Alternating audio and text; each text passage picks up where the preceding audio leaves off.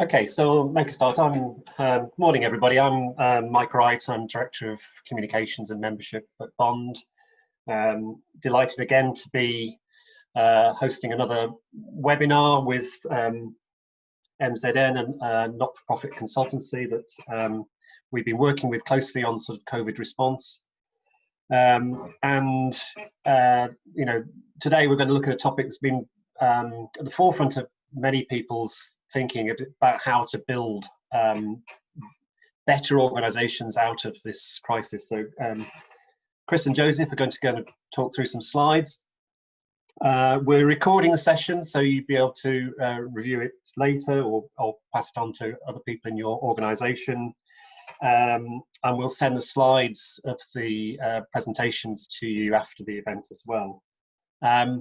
Just to say, we'll do the presentations and plenty of time to ask questions afterwards, but can you please put your questions in the Q&A box at the bottom of the screen, not the chat box. So if you do the Q&A, we can review the questions, perhaps answer them, some of them as we go along, but certainly gives us a chance to, we'll try and get to every question in some form or the other through the hour. So great to see you all. Great to see Chris and Joseph. And over to you, Chris. Good morning. I'll take it away. Good morning, and thank you very much, Mike. I appreciate it. Wonderful. Good morning to you, everybody. I hope you are well during these interesting times. It's nice to see, or at least interact a little bit as much as possible these days. Again, my name is Chris, and I focus on strategy and organizational development for nonprofits, so that as much arrives where it should go and as efficiently as possible. So, do you want to say hello? Yeah, hi, my name's Joe Nelson, and I work with MZN looking at sort of finance infrastructure of NGOs, as well as helping some of our partners in their sort of funding strategies. Cool, all right. Let's kick it off. We are trying to have as many conversations as possible because the presentation part is only one part of it.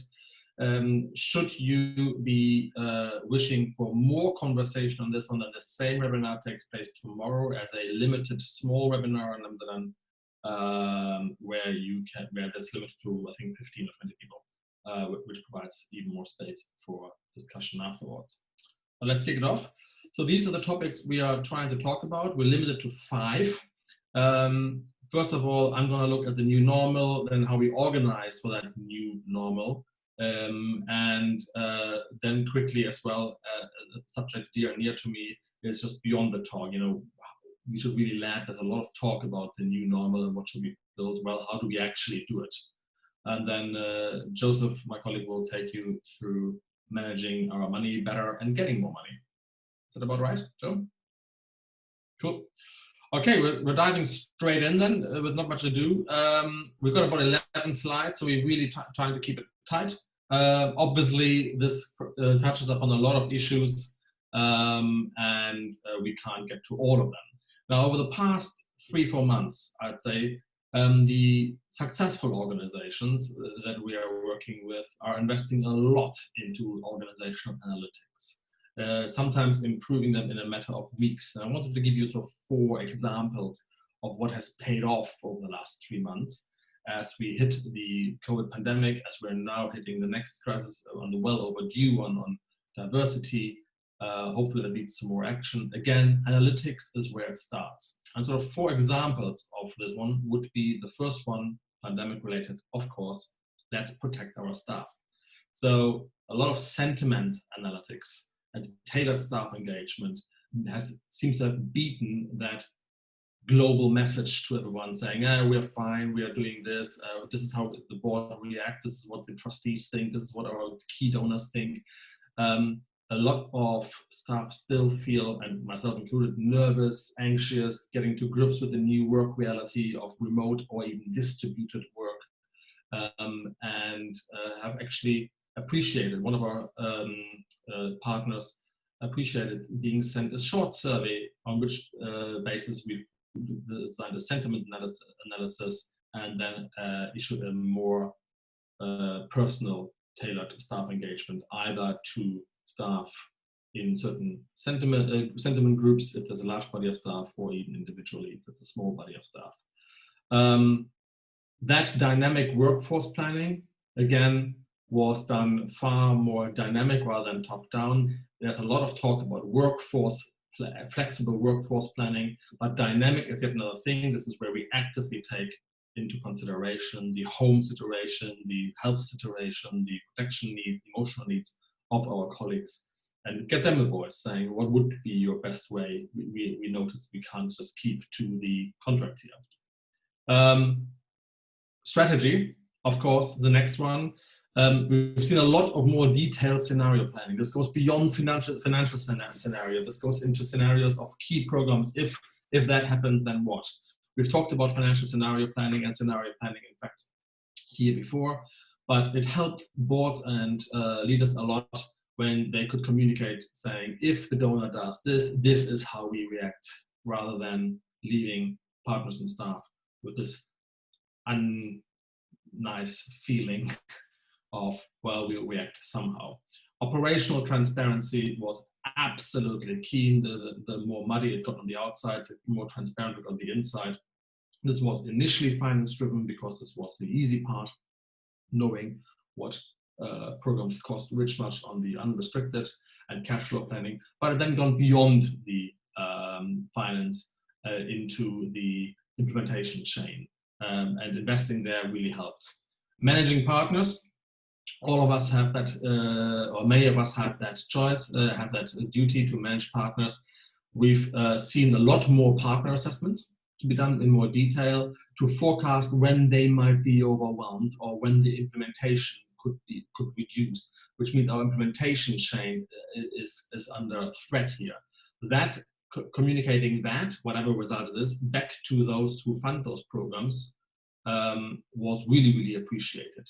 And a partner assessment needn't involve lengthy visits and 3-month assignments. These can be done incrementally in a stepped manner as well. And again, engagement, much in the way we engage staff. We have seen that those who engage their implementation partners or the consortia partners a lot more seem to have far more stable consortia, far more stable implementation chains. And then finally, of course, donor engagement. If you're on the fundraising side, i.e. large or the private donors, so to speak, that granular segmentation of donors based on their value, on their behavior, allowed for far more personalized messaging. For those where we have seen it or even supported that, we've seen a much lower drop in permanent giving reduction, or even a slight increase as people who can afford it say, yeah, we'll step up here. On the funding side, the donors, it should be obvious that better expenditure management enables for far more real-time donor updates, even though the next donor report may not be due until 3 months' time. Most donors acknowledged and appreciated, if not particularly engaged with that. Here's an interim update on what COVID impact had on this program. Spoke to Seppi just day before yesterday, a board member there, and she summarized it as, well, we know we need to do a lot better, and it starts by knowing how we are actually doing. I thought that was very apt. Right, moving on. So that's basically saying, let's promote data and evidence about organization, about how we are doing, to the forefront of decision making. Then, of course, we also need to actually organize that decision making. And here I've got only 2 messages, and I hope they help. They are very simple. Well, let's just stop assuming that the old ways and days will come back. You know, how we worked in January this year will not come back. There's a huge degree of flex, a huge degree of uncertainty. We're going to have to, that will continue. There's big events this year and next year in the pipeline, so to speak, of the world, where we know that this will send shockwaves across it. And then there are, of course, things that we don't know yet. So I would really urge everybody to stop grappling on and assume that somehow we get back to this old normal. I think that is not going to happen. And instead, and also therefore stop trying to rebuild this traditional organizational structure remotely. This idea of we continue working what we do, but we do it from home via Zoom or now Google Meet, that is just not happening. Instead, I would really urge, and we see advantages here, organizations who push this, who accelerated their transition to Agile. And in that acceleration, we've written extensively about that. But one thing is worthwhile saying here. Yeah? The Agile, we need to really plan for that distributed workforce. And we're going to have a look in a second about the difference between remote and distributed. Now, most organizations still work synchronous and in person. And over the last 4 months, they've worked synchronous and remotely. That works less and less well. I'm not sure how you're feeling, but my day initially started with being full of interruptions. We're going to have to shift towards that distributed work model, getting distributed infrastructure out, hiring in a distributed manner as well. And there are basically 3 ingredients. The one is the autonomy of the colleague or the partner, in fact. I give them the autonomy to make decisions at the forefront. That's traditional Agile management. The other one is obviously more skills-based, the mastery. We have colleagues in MZN as well who need some help on mastering these online tools and mastering the online behavior. You know, that a meeting online is just as important to turn up as a meeting in person. That a Zoom message replaces an email. It's not something you can ignore. That, et cetera, happens. That engagement on LinkedIn is important. And all of that shrouded in purpose, which means you can still work while you work here with purpose, even though you may work from home or in a distributed manner. That purpose, whichever NGO you're working at, that mission, that mandate doesn't change, or it may be amended how we do it, but the purpose is still there, so communicate that. And the one aspect I'd like to, that I thought might be helpful for you is if we take a quick look at a category of remote versus distributed. Now, the deep red one at the bottom here is basically a job that can only be done on site. You know, it's very hard a builder cannot work remotely, obviously. So there are jobs, possibly in your organization as well, which can't be done off-site. For example, non-food item distribution. There needs to be someone there. We have lots of organizations and who we work with on a daily level where there until recently has not been a focus on remote or distributed work organization. They're really held on to this office infrastructure. And that is not specific to the NGO sector or the private sector. There are IT organizations out there who are absolutely saying, no, you need to be in-house. SAP, for example, meant to be a powerhouse of innovation and a very old traditional work infrastructure, and they're only now revolutionizing it. Now, where I notice many of our clients are, and partially, us as well, Joseph, I think we can admit to that, is this: most things still happen synchronous at the same time, and the workday is just full of interruptions. I'm not sure if that rings a bell with you. It'd be nice to actually see the hands, or I can't do that online. That's sort of the level 3 where most of us are stuck. The next one would be, okay, we actually build a focus on implementing remote first. That's a completely new strategic focus where we say we're going to set up a new program, set up a new organizational unit, a new organizational shared service center. And at the outset, it's built for digital and remote first. That's a very different starting point.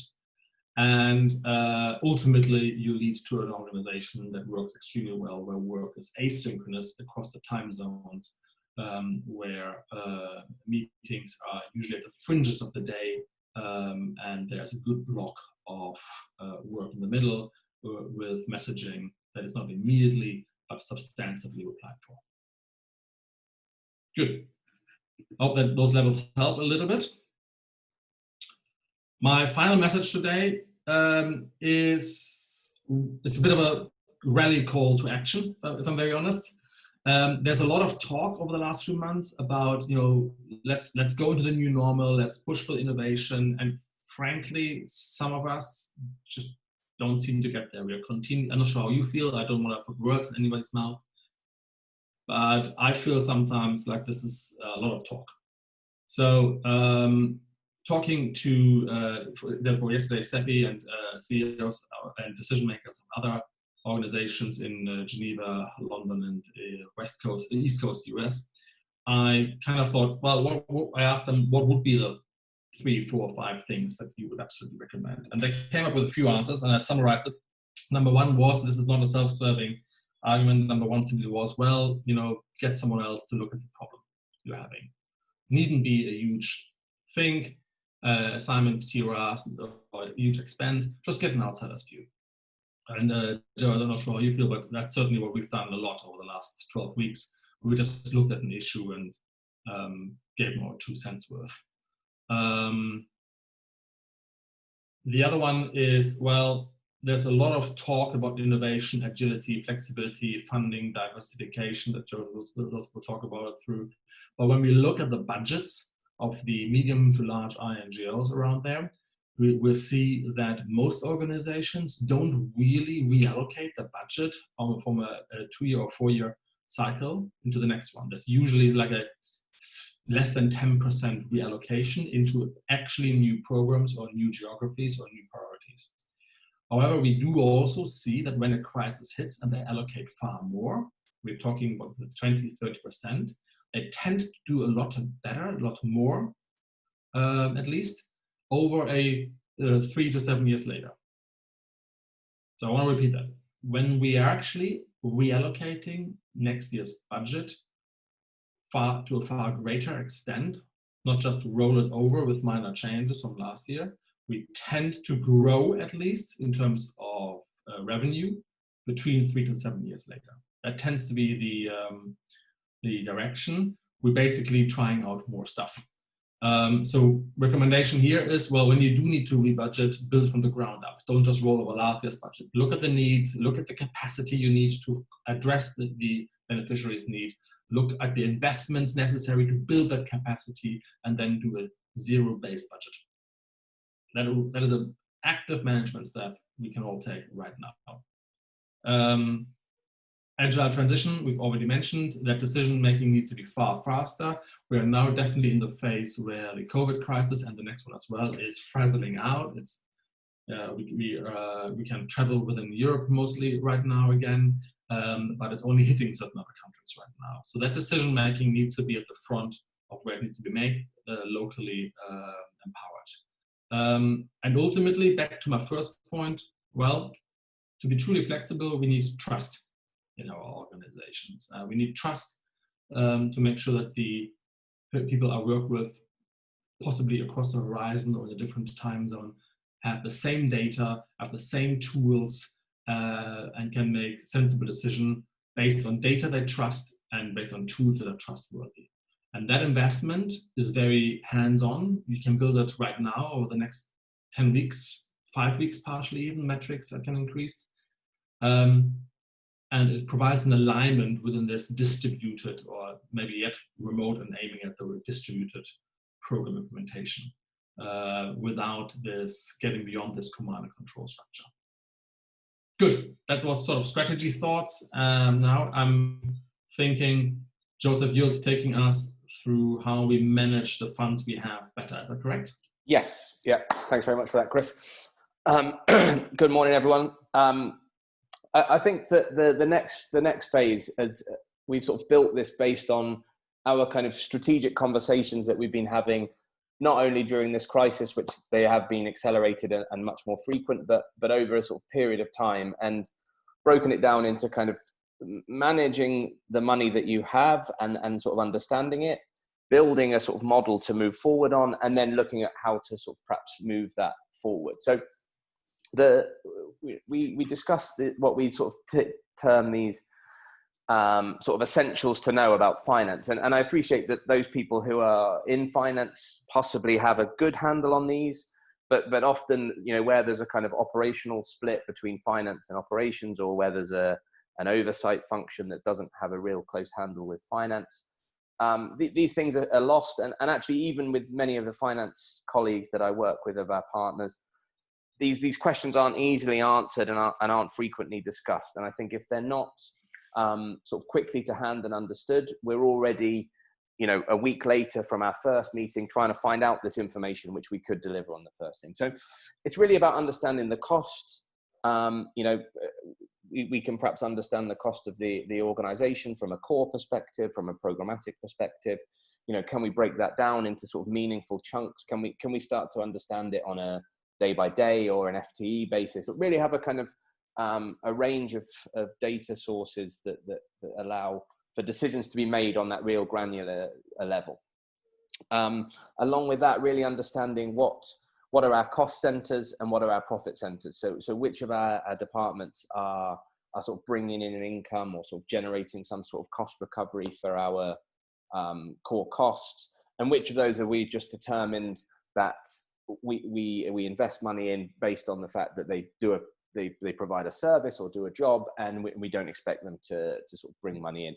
And I find that having that sort of differentiation really helps in the decision-making process later down the line when you're making those decisions, because often we find people who are asked to start justifying their costs and why they haven't sort of broken even, and then you sort of determine that structurally they're a cost center, and we've gone down the line sort of chasing something that really shouldn't have been chased.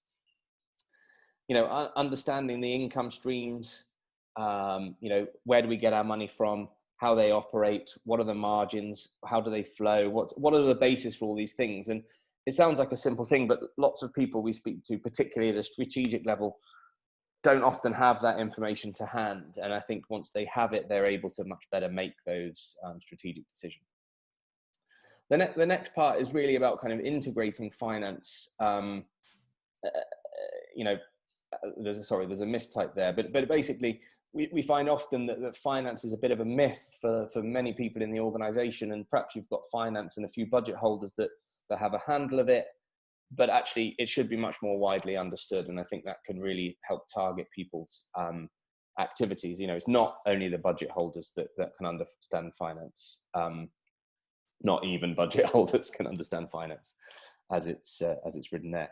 But the last point of really essentials to know, and this is often a contentious one, and I appreciate lots of the things that we say here are going to be perhaps not applicable for all, or within your specific organizations just not available.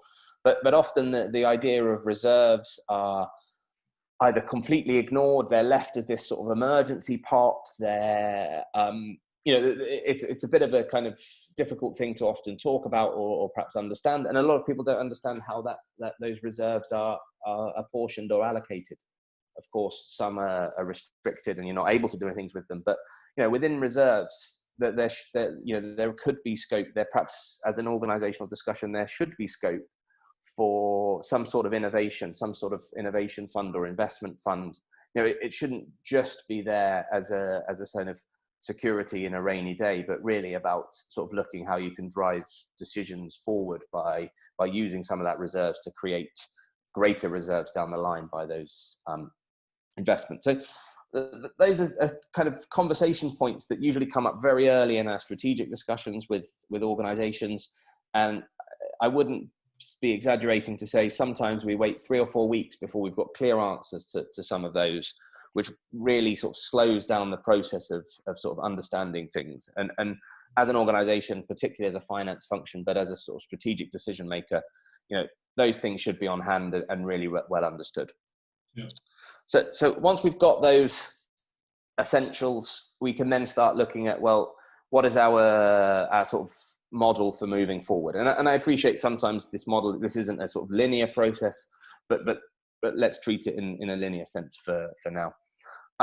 It's really about understanding your proposition, be it a product or a service or whatever the offer is, and thinking about how to build that model that's reflective and fair and realistic for your donors, for your your partners, that you give something that's really offers the right amount of value, but also doesn't put your organization under strategic risk. Lots of organizations we work with work closely with donors, and they have done for a long time. And when we analyze the projects that they deliver, we see sort of slowly over time, the donor pushes some core costs out of the project, cuts they're trying to obviously manage their budget and keep their costs low. And we find that our partners are in financial difficulty because they've always worked with those donors on a long-term basis and reacted to the changes there without thinking about the sort of long-term organizational sustainability. So when you're designing your sort of model for how you deliver, make sure you understand the reserves that you perhaps need to build as an organization. Make sure that where possible, and I appreciate these things are difficult to negotiate sometimes and sometimes impossible to negotiate, but understand that the core costs that your organization has to cover, understand that your headquarters perhaps supports that programmatic office to such an extent that it costs a significant amount of money. And we really need to have that discussion and that understanding what in that project budget can we get covered that is truly reflective of the cost of managing that program. And the last point in those sort of three is making sure that the program offices within those budgets, within that sort of proposal, have the capacity to deliver the quality that they need to deliver. We're working with a large partner at the moment, and lots of their program offices have sort of pushed, or rather their donors have pushed back on things like finance functions in country offices for very large programs. And the contracts have been signed, leaving huge obligations of the headquarters finance function, which they can't really meet often, but also the actual cost, when it's apportioned correctly, means that sort of 20% of the program cost is going towards finance in the HQ because of the sort of lack of capacity in country to deliver the quality that they need to deliver. And I appreciate that we're not all in a position to push back on donors. We're not all in a position to negotiate with donors. But that probably moves us on to the next slide to some degree. So Chris, if we could skip one slide forward, and perhaps where we don't have the capacity to negotiate with donors in the way that some larger organizations do, or other organizations are able to, and I don't necessarily know the right mix to be the person that can negotiate with donors. But it's really then thinking, okay, if this is a core priority of our organization and we need funding from that donor, even though it's perhaps tight in terms of how much cost it covers, let's have a look at the sort of wider mix of funding and think about where perhaps we can make up for some of that if it's a strategic decision to keep that funding. Perhaps we need a funding mix that allows for us to do perhaps leaner funding with one organization somewhere else, and we can recover some costs elsewhere with a different donor, a different operating model, a different service. So getting the right funding is the next sort of point, and it's a mix between sort of short and long-term strategic issues, investing, sometimes looking at the costs that we've got, but really understanding that as a CSO, as an NGO, as a social enterprise, our mandate is more important than our funding in terms of what we're trying to achieve here. So we should use our mandate to drive funding forward rather than be driven by the funding. Yeah. There's some many things to sort of do to achieve that, and it's really about having that kind of funding mix. Being prepared to be flexible, to participate in different ways than you normally operate, to partner with organizations that perhaps you ordinarily wouldn't, to look at commercial entities, to look at sustainable business models, to have this kind of full holistic sort of view of funding, so it doesn't just become you're no longer just delivering grants with a ever increasingly small margin. You've really got this sort of broad spectrum of opportunities. So if we could skip on to the last slide, and then I can stop talking and we can answer some of the questions. But getting the right funding is something that's incredibly difficult. It's partly strategic. It's partly investment. It's partly, it's a multitude of factors, but things to sort of consider in this process. It's diversifying your funding base. So, what is our funding base now? Who are they? What's our traditional model? And lots of those tend to be either sort of individual donors from a kind of personal perspective, fundraising, or grants from grant sort of bodies that we're all sort of familiar with. But we work with foundations, we work with philanthropists and philanthropy advisors. I know that's quite an American thing, but particularly during COVID-19, we've seen what they call advised funds, philanthropy advised funds, where you've got philanthropy advisors pushing their clients, their big sort of families, to give more money during this time. It's a really interesting. It's not for everyone, and it's often perhaps geographically specific, but it's a really interesting funding stream that some of our partners have looked at. Commercial contracts. I know there's lots of issues or concerns about commercial contracts, and there's a little link there in the slide when you receive it to sort of go to an article that was written by us a while ago, looking at how to sort of navigate commercial contracts. But it's really about making sure you've got this diversity in your funding base. And the next kind of key step is building a systematic and independent business development function. It's not that program management is a bad thing. I think it's critical, but we find all of our partners that have innovation or program development underneath a manager that is responsible for program management. Innovation and development is often slow or stifled, or perhaps even put to the side because they've got donor reporting. We've got all these existing commitments. So it's really about building an independent and systematic business development function that can innovate, that can that has the authority to put together proposals, and you should drive them with metrics for success and understanding how they're performing. And really the last point is, with that systematic and independent business development function, make sure that they have the appropriate materials. They've got the time and money to invest, and it doesn't actually have to cost a lot, but it's really about building your organizational materials, your stock content, so getting the kind of expert CVs in one place so you can really understand the kind of work that you can be involved with. Have that kind of capacity from both a sort of systematic function and also a material perspective to really sort of move that kind of new funding, whether it's foundations, whether it's commercial contracts, forward. So I will stop talking. I will hand back to Chris to close it off. And and I'll look forward to answering your questions shortly. Perfect. Thank you so much, Joseph. I really appreciate it. And lots of tips here. As I'm sitting here, there's a lot of open concepts, and I'd love to get a bit more concrete. We got some good questions. Let's get to them straight away. As I said, tomorrow the same topic will be covered again in a much smaller group, so more discussion days. Also in September, we are starting our Think 2030 sessions, very likely in cooperation with Bond again. The Bond working groups are also a really good resource to go to and discuss this with peers and experts, not just on the COVID-19 pandemic, but also on the next crisis, which seems to be already upon us. Great, thanks so much, Chris and Joseph. Really interesting ground.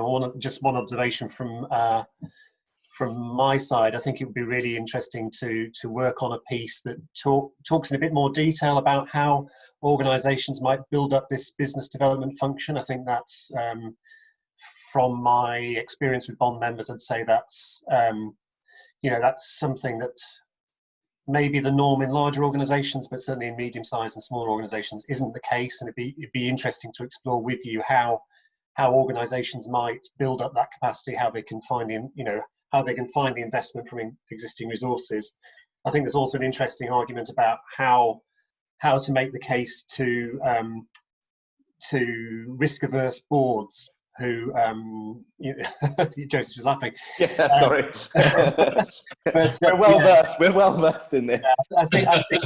I think there's a lot of ambition about being agile and flexible within organisations, this often, this isn't mirrored in the way that that boards behave or think. I don't think we can talk about that some other time, or you can give your observations later on. But I think that's really interesting from my perspective to sort of see you talk about that business development function. Chris, did you want to sort of?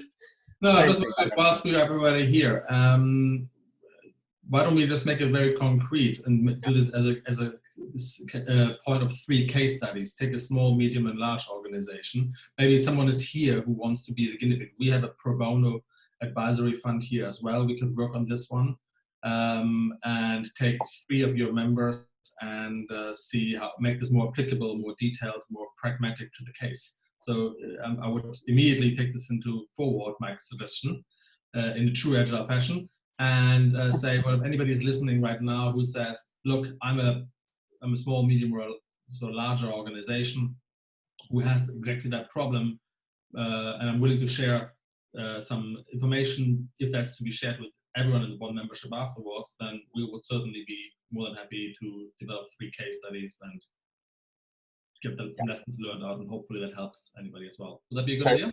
Yep. So if anyone's interested, just pop your details in the chat box, and we'll pick it up with you after the call. Love it. Over to questions. Some great questions here. Pete Garrett saying, any advice for organisations that have moved rapidly to reallocate budgets, but which have also resulted in substantial job losses, on how to build back up trust and agile working in a distributed and remote workforce? Cool. Pete, well, first of all, not sure if you can say which organization you're from, but well done for acting rapidly, protecting the organization's survival, and going through what I'm sure is a painful, intense scenario and work that nobody really wants to go through. Well done for coming to what is hopefully now stable ground. I would only, we've guided and guarded some clients through that as well over the last 3 months. It's an unfortunate fact of life. But I would say sort of 4 things here. Number one, well, in order to rebuild the trust, pay a premium on transparency. Make sure your finance, it starts with the finance, it goes on to the plans, the new strategies are really well communicated, are really well open, that there's no misunderstandings there. It's also incredibly hard for you, maybe, or for your fellow leaders, to constantly be the salesman and the cheerleader of the outside world, and then the inside of the organization as well. So just come clean, be open, and say, yeah, this was hard. Here's where we stand. I would also say, let's be very realistic about our prospects to rebuild certain things. The question comes back, well, when can we hire these people again? When can we reopen that program again? When can we start that office again? And maybe you can't. Maybe you shouldn't even. I would be very, not even carefully optimistic, but be very realistic and say, well, that is not on the cards, or only under these circumstances. Number 4, I would be very upfront with bad news, even if it's a potential bad news. So scenario planning here becomes super important again, saying, if that happens, then this could be further bad. I'll just be upfront and open about it. There's no point in trying to keep that as a secret. If that leaks internally, it's an absolute disaster for motivation, then the trust is eroded. If it doesn't come true, but you have the scenario, then it actually builds trust. And if it does come true, then everybody can say, well, at least management is on our side here. And lastly, I would ask for that mutual openness from your colleagues and your partners as well. I say, look, we're being as transparent, as open. It's a difficult time. We are preempting this as possible. And I would ask for that back, saying, can you let me know if you are still a fully motivated staff member? Did you change your career plans? I would probably understand that if you did. You still want to be partner with us? So just ask the question. Does that help? Great, thank you. Next, I've got a really pragmatic example from Carlos Alves: how to be agile when working in countries where the internet or phone network is not okay. He's saying there was a meeting yesterday interrupted because of rain, and the communication network wasn't working for 4 hours. But what kind of advice can you give at that sort of very practical level? Cool. Joe, if you don't mind, I'll go straight to our friends in West Africa on the example there. I thought you were going to use me because I usually sit in our office in Dhaka. So, but you, you take it where you want to go. I could do that as well. You're right. I didn't think of that. Look, so who asked that question again? It's Carlos Alves. Carlos, thank you very much. Bear in mind here, your question reveals a bit of a possible misunderstanding on what Agile is. Agile isn't digital. Agile takes the decision-making power to the field, to the front, where you actually don't need that intense of a connection. Joe, you can back me up on this one. Sometimes you and I don't talk for 4 or 5 days, and things, when you get that idea that you're flying well information at night without a radio contact, that's when you know you're Agile. That's when you know. So I would say empower the people to make the decision. Change your HQ from that synchronous meeting time that you clearly have down to a service approach where HQ services the information and the tools that everybody needs to work on. And the role of directors changes from that of directing to more that of sharing and caring information and strategy, where, however, quite substantial decisions can be made in the field by your staff. So then it hopefully doesn't matter if the connection breaks for half a day. If you have a problem, I'm not say so much, if there would be a management problem in there not being a voice connection for 3 or 4 days, then you probably have a reporting and decision-making challenge. Not to be too edgy here, but that would be an indicator. Okay, great. Got some questions here on the impact of longer-term growth. Longer-term growth of income is good to know and see, but what about the consequences on delivery impact for the CSO? Is there any evidence of this? So, yeah, this is from Mark Day. Joe, do you want to take this on the impact of no-cost extensions? Yeah, I mean that is a really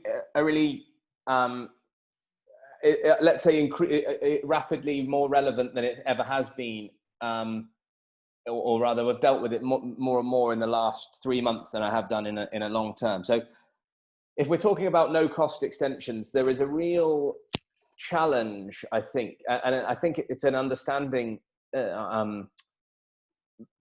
sort of issue across the board. And I'm not suggesting that's an understanding of the people on this call, but when I speak with many colleagues, be them sort of country directors, you know, this idea that, oh, they've granted a no-cost extension, like that, you know, as if there is, you know, that's a sort of, I think the word no cost is almost the red herring there, in that actually the long-term effects for organizations is often actually quite detrimental, because you may find that you're not able to cover the core cost.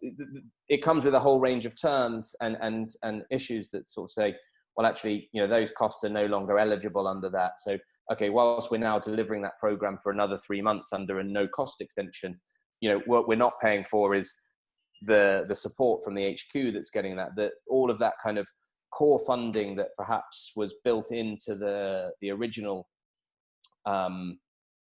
proposal. So you've got this kind of HQ function that's continuing to support a program that budgetarily has finished paying for headquarters, and getting a sort of understanding of that universally across an organization. It's very rare to go into an organization to people to like sort of understand where a no cost extension will have a knock on future programming, on core cost recovery, on the ability to deliver other programs. So, I mean, I guess the consequences of delivery impact are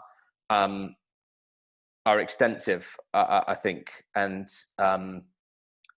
you know, I don't really know how to answer it in a better way in such a short sort of time, and I don't want to take up more time. But you know, I think there's a real sort of misunderstanding of that issue of a no cost extension being no cost, and I think there's significant work to be done on really understanding the systematic, the financial, and the sort of the future program delivery ability of all aspects of an organization when a no cost extension is granted. Yeah, May I just add to that, Joe? Bear in mind, on the Joe's absolutely right when he says there's no cost extension is the red herring. It's no cost to the donor. It's not no cost to you. That those permanent costs keep running. So I think the one thing that really helps is this, we call it stop loss analysis. It's like, how long can I pause the program? Certain costs I can't pause. You know, Joe, you mentioned HQ costs, but there are others as well. Until I need to return this program to the donor. And then you can force the answer, okay, well, guys, no cost means no cost to you. That's very nice and very comfortable. To us, there is a cost in oversight, in management, in quality standards, in staff management, in rent, in et cetera, et cetera. So we can stop this for 4 weeks, 6 weeks, 8 weeks, 12 weeks. And then if you don't agree that we can charge more overheads to cover these, we will turn the program to you and you can reprocure it again. Almost always the answer to this will be, all right, we'll make more money available, or we are more flexible than we have been in our restriction. And if they don't do that, if they're German about it, well, hand the program back. It's the donor's program. Great, and then Mark's just put a point in the chat box saying that he agrees with you, Joe, and they can be great in the short term, but for practical reasons can have a severe sting in the tail for CSOs later on. I suppose it's just kind of kicking it down the road, isn't it? And yeah. Yes, and you know, all the advice that we've been getting and giving to people is sort of, you know, don't wait to talk to your donors. You know, go and speak to them, be proactive, renegotiate as much as you can, because it's not going, you know, it's not just going to happen by accident or come directly to you. You know, you need to be active in sort of renegotiating the terms. Where I'm not saying it's always possible to influence donors, but you know, you've got to give it a go. Otherwise, it may not happen at all. I think that's it. I think it's that sort of sitting back and saying nothing is not the best option. Whether or not you've got the power to influence is one thing, but expressing your concerns and actually really having clear outlined sort of terms, or you know, real sort of detailed understanding of what those issues are for you based on them granting you this, really is quite powerful to sort of actually put the sort of data back to them and say, look, it's no cost to you exactly, but actually this is the cost to me. So we have a problem.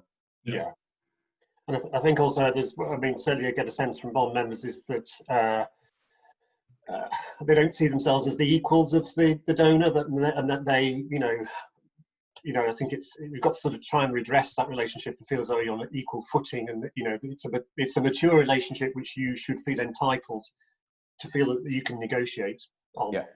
If anybody needs a bit of moral boost there, have a look at the last 3 issues of the Harvard Business Review. Not a publication that we normally read in the sector, and just have a look at the headlines and see how many headlines are taking part of the supply chain. You know, how big business is worried about getting their supply chain back to working or back to change. Now, if you then think about, well, we are the implementation chain, we are the delivery chain for donors and for the UK government, let's be honest, and also for our donors and our values. And if big business pays so much attention to this one, then you can certainly feel extremely equal, if not a little bit more. And I would also dare say, I'm not sure if there are any different stuff here, but I would also dare say that in terms of output, you do an awful lot more than Diffit does. Great. Just moving away from the finance side, Lucy Morris has got a very interesting question. She's curious about your working definition of organisational resilience, and you know, do you have any particular resilience models that you found helpful and would recommend? Lucy, thank you. Joe, I'm going to take the answer straight from our OCAD, our Organizational Capacity Assessment tool. There's a synonym for MZN for everything. I'm sorry for that. We measure or we indicate when we do an organizational assessment. We do the same thing with partners that I mentioned before.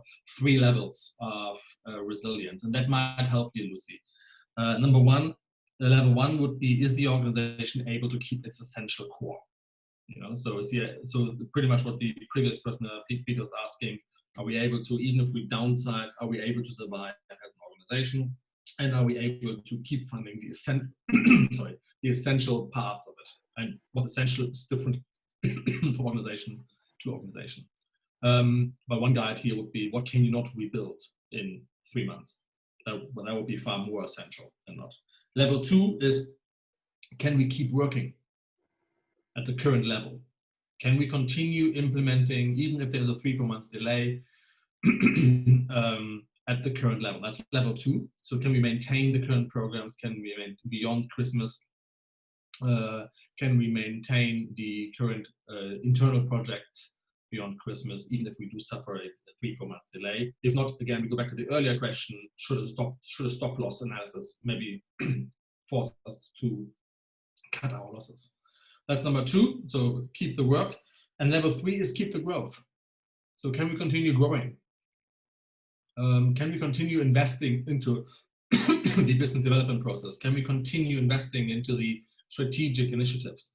If you don't do that for 3 months, that's okay. If you don't do that for 6 months, that's bad. If we don't do that for 12 months, well, we have a real issue then. So that will be the level 3 of resilience. Lucy, I hope that helps. I wish there was more interaction. Great, thank you. I've got a question here from Paul Anticoni. Great presentations, thanks Paul. Any recommendations on how to build an accurate cost recovery mechanism to ensure we are covering the right costs from an increased restricted fund income?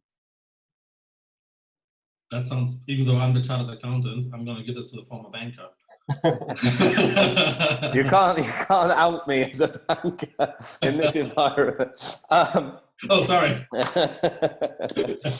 I mean, I guess a model we can sort of do on an organizational by organization basis, but I think that the sort of starting point for building that model is really the understanding of what are the core costs and how are they effectively apportioned to those programs. You know, I'm going through a conversation with a partner at the moment where you know, sort of certain departments are adamant that their core costs are covered by XYZ programs, and then we work with finance and build that model and sort of understand, okay, you know, sometimes it goes down to a really granular FTE office space kind of percentage. If you really got the time to build something that's you know, that's detailed, you can be more broad and just have a kind of a more rough approach depending on the sort of time you've got to allocate to that.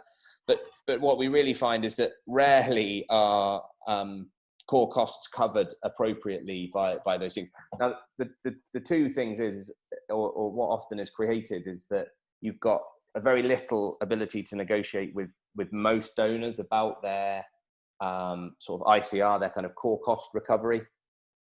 They have a percentage, they usually define it, and you know, that's almost your lot.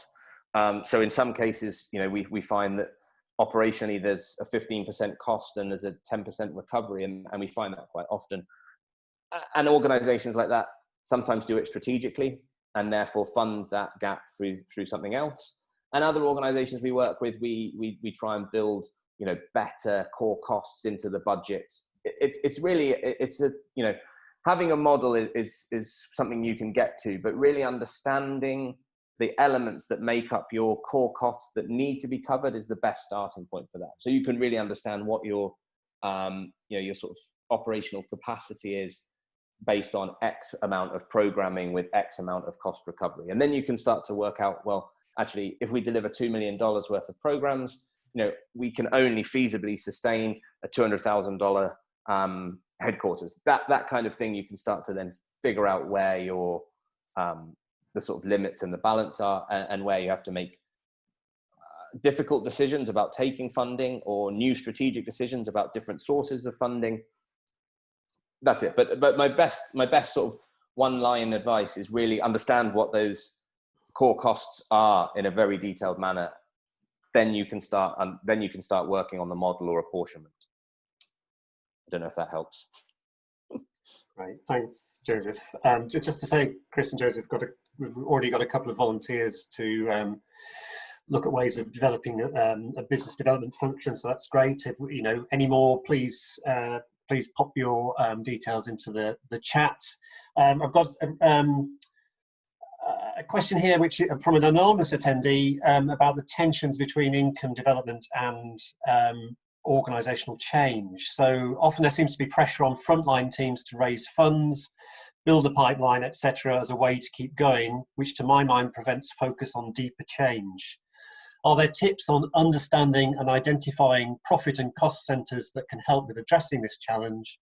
Can a place be both a profit and a cost centre?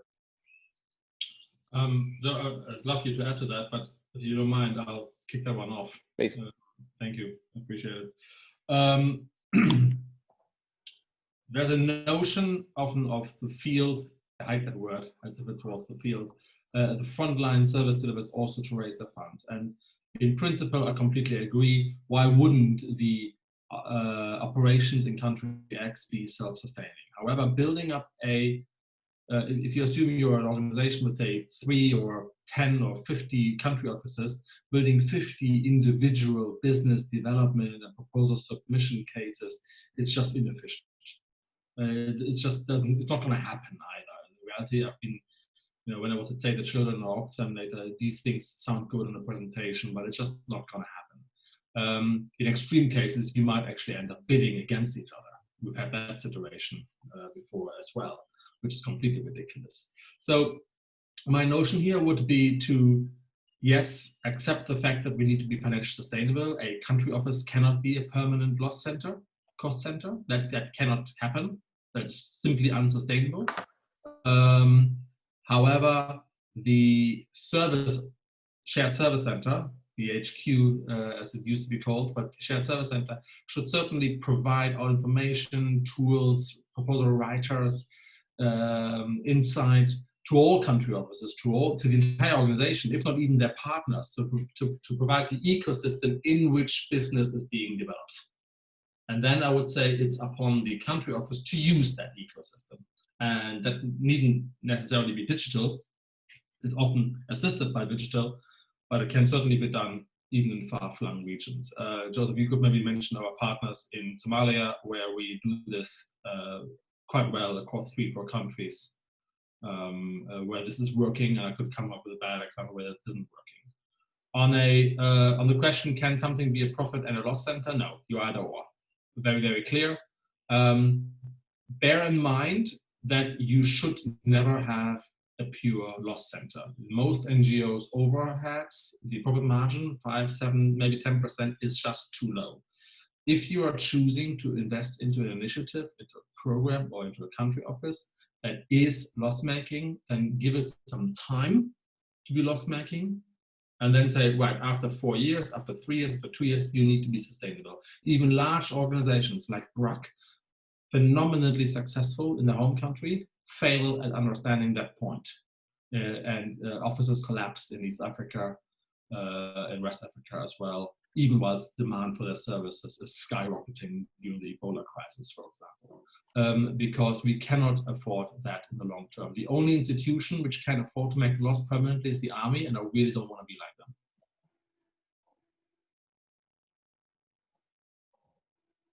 Joseph, did you want to add anything, or are you?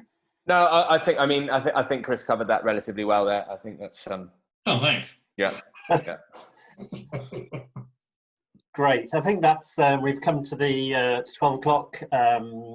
There's a number of questions that we haven't quite got to, but we'll try and get to those behind the scenes. And thank you to the 2 organisations that have put themselves forward.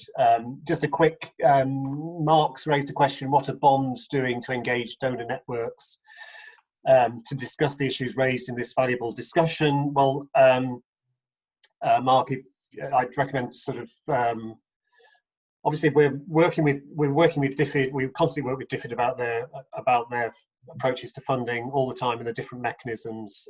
So that's a sort of you know, a regular piece of work for Bond.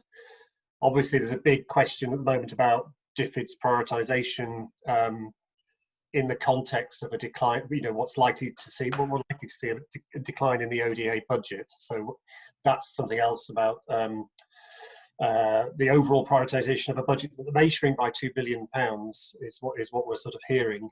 But certainly you should engage with the funding working group.